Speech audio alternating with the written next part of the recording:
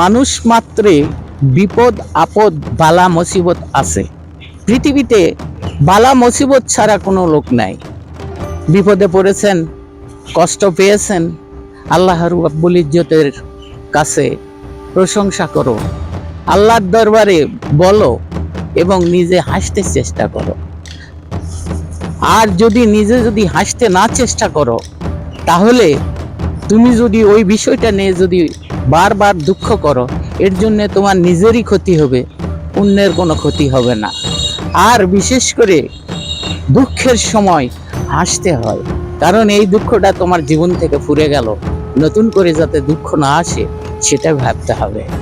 আর দুঃখের দিনে যদি আপনি ভেঙে পড়েন এবং কষ্ট পান, মৃত্যু তো একদিন হবেই, স্মরণ রাখবেন। মৃত্যুটা যদি ভয় না পান, স্মরণ করেন, তাহলে আপনার দুঃখটাকে অতি সহজ হয়ে যাবে।